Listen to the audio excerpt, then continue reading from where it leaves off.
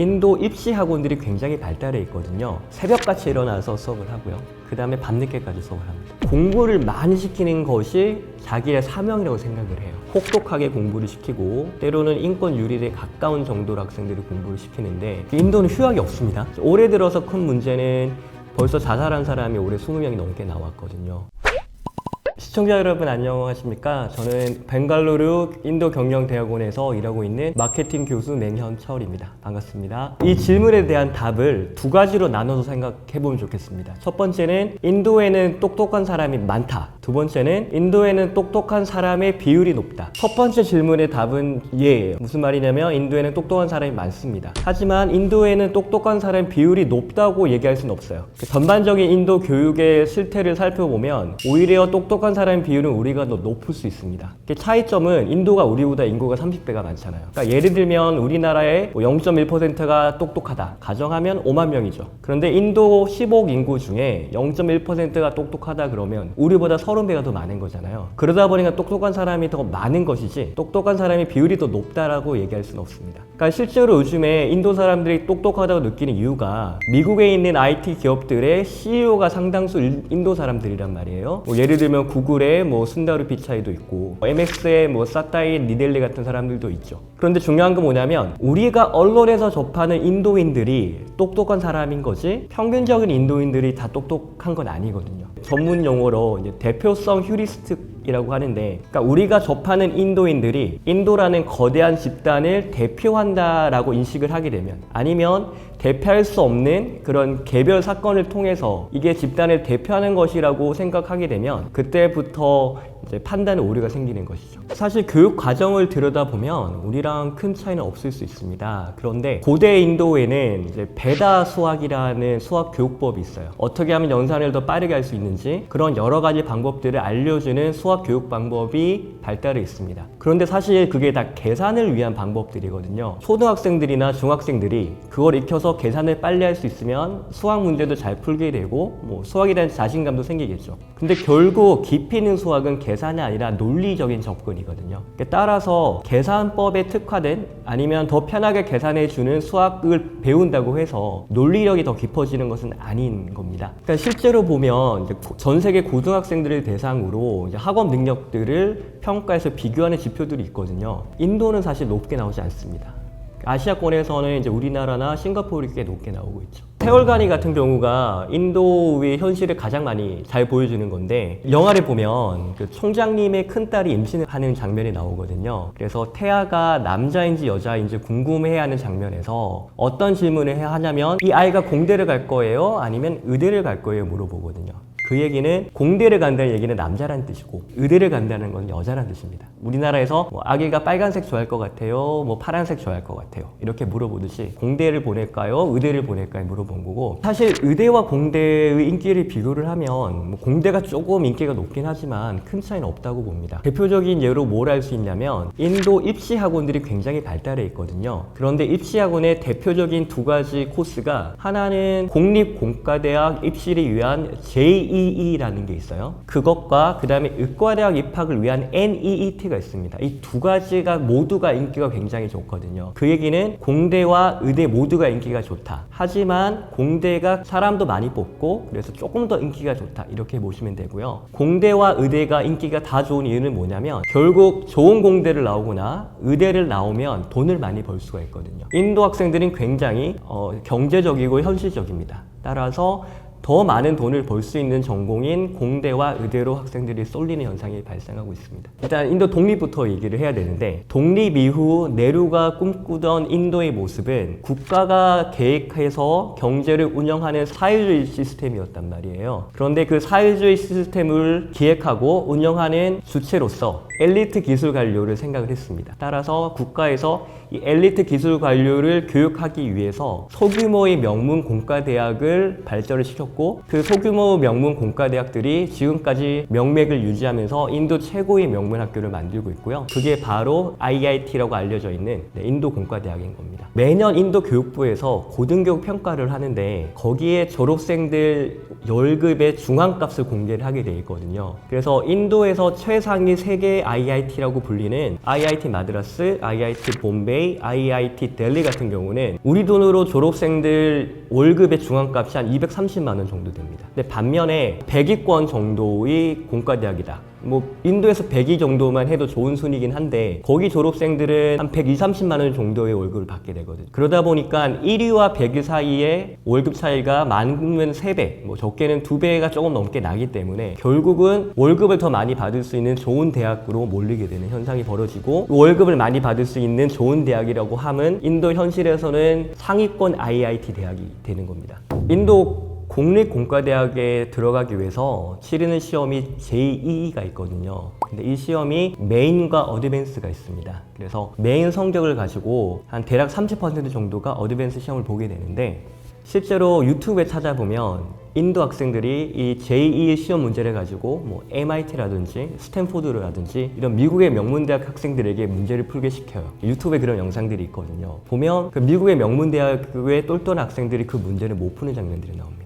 왜 이런 현상이 벌어지냐면 결국 변별력이란 말이에요. 그러니까 인도에서 최상위 0.1%를 골라내야 되다 보니까 이 0.1%와 0.2%를 구분하는 문제들이 필요해지죠. 그러다 보니까 문제의 난이도가 굉장히 높아집니다. 얼마 전에 KBS에서도 다큐멘터리가 공개가 됐는데 라자스탄 주에 코타라는 도시가 있습니다. 여기가 학원으로 유명한 도시거든요. 여기 대충 매년 15만 명 정도가 제2, 그러니까 공과대학 시험 또는 의과대학 시험을 준비하기 위해서 이 도시에 들어가게 됩니다. 그래서 혹독하게 공부를 시키고 때로는 인권 유린에 가까운 정도로 학생들이 공부를 시키는데 올해 들어서 큰 문제는 벌써 자살한 사람이 올해 20명이 넘게 나왔거든요. 그래서 인도 내에서도 이 과도한 입시 경쟁으로 인해서 학생들이 피폐해지고 때로는 극단적인 선택을 하는 것에 대해서 많은 우려와 걱정을 하고 있습니다. 그러니까 가장 큰 문제가 뭐냐면 사실 인도에서 뭐 100위 정도 공과대학을 가려고 하면 아마 5% 정도의 성적을 받아야 될 거거든요. 그런데 3위 대학과 100위 대학이 이게 연봉이 2배 이상이 차이 난단 말입니다. 그러다 보니까 학생들은 어떻게 해서든지 간에 더 좋은 대학을 가기 위해서 경쟁을 하게 되고 그 치열한 경쟁 때문에 입시열이 생기고 교육열이 생기는 겁니다. 그리고 학생 한 명을 뭐 IIT를 보내서 월급을 잘 받는다. 그러면 한 가족뿐 아니라 많게는 그 대가족이 먹고 살 수 있는 정도의 돈을 벌어다 줄 수가 있거든요. 그러다 보니까 온 집안이 한 명을 서포트하기 위해서 희생하고 하는 일들이 많이 벌어집니다. 완전히 이게 스파르타 시즌 거예요. 새벽같이 일어나서 수업을 하고요. 그 다음에 밤늦게까지 수업을 합니다. 그리고 쉬는 날이 없이 그 다음에 앉아서 계속 공부를 해야 되고요. 그리고 성적을 계속 매기면서 서로 비교하게 만들고요. 그렇게 굉장히 독하게 공부를 시키게 되고요. 그리고 또 하나의 특이점은 비싼 학비인데 1년 학비가 대충 120만 원 정도. 그리고 만약에 그 제2 메인과 제2 어드밴스 두 개를 다 하게 되면 실제로 학원비가 1년에 200만 원을 넘어가는 경우들이 있습니다. 그러면 이게 노동자의 평균 5달 혹은 6달의 월급이거든요. 그래서 그만큼 돈을 들여가면서 학생들을 공부를 시킵니다. 근데 그러고 보면 우리나라도 사교육비 그 정도 쓰지 않나요? 그래서 애초에 그런 교육의 기회로부터 소외되어 있는 계층이 있습니다. 아무리 해도 그런 학원비를 댈 수 없는 그런 가정들은 아예 그런 입시 경쟁에 낄 수도 없는 상황인 거죠. 아니면 뭐 두세 가정이 무리해서 학원비를 댈 수 있는 상황이 되면 그럼 아버지, 작은아버지, 큰아버지 이렇게 돈을 대가지고 한 명을 학원에 보내게 됩니다. 그래서 그 학생이 IIT를 졸업을 하게 되면 적어도 세 가정을 먹여 살릴 수준 혹은 그 이상의 돈을 벌 수가 있거든요. 그래서 여러 가족들, 인도는 대가족이 많으니까 여러 가족들이 한 명을 키우기 위해서 베팅을 하는 그런 일들이 많이 벌어집니다. 일단은 굉장히 재미있는 현상이면서 조금 가슴이 아픈 현상이기도 한데 인도 명문대학의 교수님들은 공부를 많이 시키는 것이 자기의 사명이라고 생각을 해요. 사실 교수 입장에서도 학생을 공부를 많이 시키려면 교수들도 피곤하거든요. 그런데 인도의 명문대학 교수들은 내가 힘들더라도 어떻게든 학생들의 교육을 많이 시켜야 되고 그러기 위해서 학생들을 더욱더 경쟁시켜야 된다는 생각들을 가진 분들이 굉장히 많이 있습니다. 그리고 학교 전체적인 분위기가 그렇고, 그리고 인도 학교들 사이의 경쟁도 굉장히 심하거든요. 매년 교육부에서 대학 평가를 하고 그 결과를 대중에게 다 공개를 하다 보니까 학교들도 서로 치열하게 경쟁을 하게 됩니다. 그래서 교수님들의 어떻게 보면 조금 방향이 다른 그 열정과 사명감, 공부를 더 많이 시켜야 된다는 그 생각, 거기 플러스 학교 간의 경쟁, 이런 요소들 때문에 학교가 굉장히 경쟁 지향적이고 그 다음에 공부를 굉장히 많이 시키는 현상이 벌어지고 있습니다. 사실 우리나라도 보면 그 IMF 전과 후로 대학의 분위기가 많이 바뀌는 걸 볼 수가 있거든요. 결국 취업이 잘 됐던 시대에는 대학에 들어가서 경쟁을 좀 덜 하게 되는데, 이제 취업이 굉장히 어려워지게 되면서 학교 내에서 학점 경쟁도 굉장히 심해지죠. 근데 인도 같은 경우는 취업이 다 되고 다들 좋은 월급 받고 좋은 직장에 갈 수 있음에도 불구하고 분위기와 그 다음에 교수님들의 열정과 그 다음에 학생들의 지지 않으려는 경쟁심, 뭐 이런 요소들이 결합되면서 학교 안에서의 경쟁이 너무 치열한 수준에 이르고 있습니다. 뭐 실제로 저희 학교 같은 경우는, 저희 학교는 MBA이긴 하지만 졸업하기 한 달 전에 기업이 저희 학교에 와서 학생들을 뽑아가거든요. 그렇대 지금까지 제가 5년 동안 경험을 해본 바로는 100%가 졸업 한 달 전에 다 취업이 됩니다. 이 현상은 최상위권 IIT도 마찬가지라고 생각을 하고요. 이렇게 기업들이 학교에 와서 학생들을 뽑아가고 서로 좋은 학생을 뽑아가기 위해서 또 더 많은 돈을 지불하는 일들이 많이 벌어지고 있습니다. 공부를 굉장히 잘하는 학생, 정말 공부만 해와서 늘 1등을 달려온 인도 학생과 조금 다양한 경험을 가지고 있고 미국 문화에 익숙한 미국 학생, 기업에 따라서 전자를 좋아할 수 있잖아요. 굉장히 경쟁적인 조직 문화를 가지고 있고 굉장히 도전적인 지원자를 뽑고 싶으면 인도 학생들이 뽑을 수가 있고요. 한편 인도 학생들은 이제 초반에 교육을 좀 많이 시켜야 되는 경향이 있거든요. 그래서 조직 문화라든지 기업을 이해하는 거라든지 그 다음에 이민 갔을 경우에 그 사회에서 적응하는 문제라든지 이렇게 추가의 교육의 비용이 발생하게 되는데, 이제 그게 아니라 뭐 미국 문화에 조금 더 적응이 되어 있고 그 다음에 조직 문화에 더 어울리는 사람을 빨리 뽑고 싶다, 뭐 그러면 아이비리그를 생각할 수도 있죠. 이거는 우월의 문제가 아니라 뭐 기업이 지향하는 인재상에 따라서 좀 다르다고 생각을 합니다. 인도 사회를 놓고 보면 전형적인 불신 사회, 그 다음에 저신뢰 사회의 모습을 보여줍니다. 그래서 지원자들도 서류에 보면 자신들이 당연히 다 잘한다고 쓰잖아요. 근데 그 정도가 다른 나라에 비해서 인도는 조금 더 심합니다. 그러니까 예를 들면 내가 엑셀 파일을 열었다가 저장할 수 있다, 그럼 이력서에 엑셀을 할 수 있다고 쓰는 경우가 많거든요. 우리나라는 사실 과장을 해도 내가 엑셀을 뭐 저장하고 좀 지우고 이 정도 수준 갖고는 엑셀을 한다는 얘기를 안 하잖아요. 그러다 보니까 그 지원서들이 다들 거품이 너무 많습니다. 그래서 기업 입장에서도 이렇게 서류를 검토하고 테스트하는 것보다 그냥 좋은 학교 학생들 뽑으면 이제 채용 과정에서의 위험이라든지 아니면 채용 과정에 들어가는 비용을 줄일 수 있으니까 그렇게 선호하는 경우가 더 꽤 많이 있습니다. 그리고 한 가지 더는 이제 그런 저신뢰 사회다 보니까 인맥이 굉장히 중요해집니다. 뭐 중국에서 관시가 유명한 거는 많이들 알고 계시잖아요. 인도에서도 마찬가지로 인맥이 굉장히 중요하고, 인도에서 인맥의 한 축을 담당하는 게 대학교 동문회입니다. 뭐 한 가지 예로 말씀을 드리자면 경영대학원 중에 IIM 아메다바드가 굉장히 유명하거든요. 뭐 인도에서는 1등입니다. 거기가 제 동료 교수의 아버님께서 IIMA 출신인데 이 동료 아들이 미국을 가게 됐는데 돌봐준 사람이 없이 2주 동안 가게 된 거예요. 그래서 고민하고 있다가 아버지한테 얘기를 했더니 아버지가 동문회 네트워크를 통해 가지고 우리 손자 좀 돌봐주시오 그랬더니 미국의 보스턴에 있던 IIMA 졸업생이 전혀 서로 얼굴도 모르는데 동문이라는 이유만으로 그 손자를 데려다가 2주 동안 먹여주고 재워주고 케어를 합니다. 그런 식으로 동문끼리 서로 도와주고 그다음에 뭉치는 효과가 굉장히 강하고, 그리고 명문 대학들은 이미 졸업생들이 좋은 곳에 가 있잖아요. 그러면 좋은 곳에 가 있는 동문들이 자기 후배들을 끌어주고 밀어주고, 그게 굉장히 심합니다.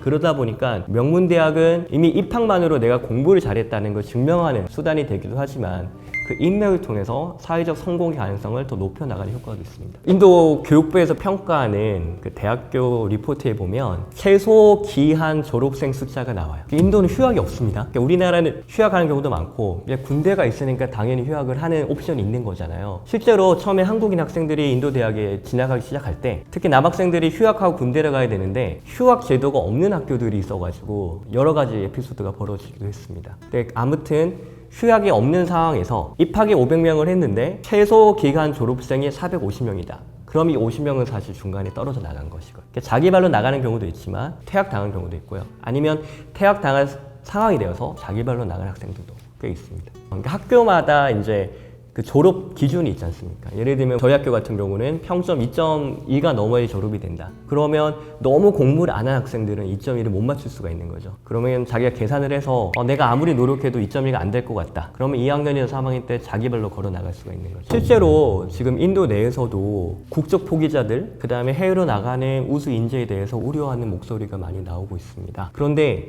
또 재미있는 사실은 또 한 측에서는 해외로 나간 인재들이 결국은 돌아오거나 아니면 인도와 관련된 비즈니스를 하기 때문에 인도의 발전에 도움이 된다는 시각도 있습니다. 뭐 예를 들면 인도 국민회의의 유명 정치인 사시 타루루라는 분이 있는데 이분은 이제 야당입니다. 이분이 진행하는 인도 교육에 대한 설명회를 온라인으로 들었는데 질문이 그게 나왔어요. 이렇게 해외로 많이 나가는 인재들이 그러면 인도의 손해가 아닙니까? 라는 질문에 그 야당 지도자가 했던 얘기가 내가 알기로는 한 50% 정도가 돌아오거나 인도 관련 비즈니스를 하고 있고 그래서 인도의 발전에 오히려 도움이 되는 상황이다. 따라서 인재들이 나가는 것을 너무 염려하지 않아도 된다라는 얘기를 했는데 재미있는 게 이분 야당이거든요. 만약에 정말 정치적인 이유만 생각했다면 지금 여당에 대한 반대로 이 인력 유출에 대해서 맹비난을 했어야 될 것 같은데 그런 이제 야당의 지도자도 인도 밖으로 인재들이 나가는 게 좋은 것일 수 있다라는 얘기를 하는 걸 보면서 지금 현재 인도가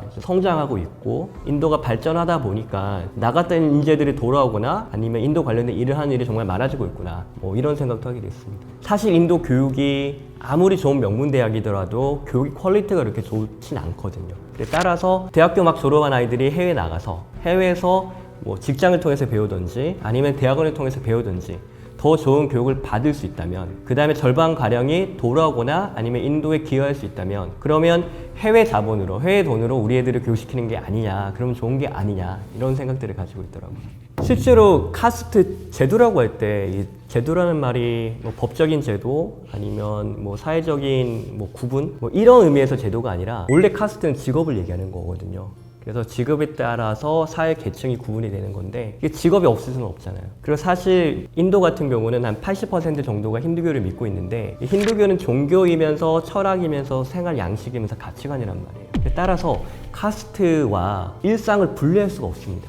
인도 헌법에서는 카스트에 따른 차별을 금지하고 있지만 실제로 이거를 막을 수가 없는 거예요. 그래서 일상에서도 이제 카스트에 따른 차별이 사실 존재를 하고 있고요. 그래서 이론적으로는 공부를 잘해서 좋은 학교를 가서 돈을 벌 수 있으면 이제 카스트 영향에서 조금 자유로울 수가 있습니다. 그건 현실인데 근데 또 문제는 뭐냐면 카스트가 낮으면 소득이 낮고요. 소득이 낮으면 공부를 할 돈을 쓸 수가 없기 때문에 좋은 학교를 못 갈 확률이 높아갔습니다. 따라서 지금은 이제 카스트에 대한 차별을 없애고 우리가 능력으로 인간을 대우하자라는 생각이 좀 벌어지고 있는데 결국 그 능력도 카스트에 따라서 달라지는 현상이 벌어지고 있습니다. 실제로 UNDP에서 발표하는 Human Development Index가 있어요. 인간개발 지수라고 해서 거기에 주로 측정하는 항목이 교육의 수준과 보건의 수준입니다. 인도가 전 세계에서 한 130위 정도가 나와요. 그러니까 인도의 소득 수준에 비해서 지수가 굉장히 낮게 나오고 있거든요. 인도 교육은 엘리트를 키우기 위한 소수의 엘리트 명문학교 중심으로 발달을 했고 그 결과 그 소수의 명문학교가 아닌 고등교육 기관들은 그 퀄리티가 굉장히 떨어집니다.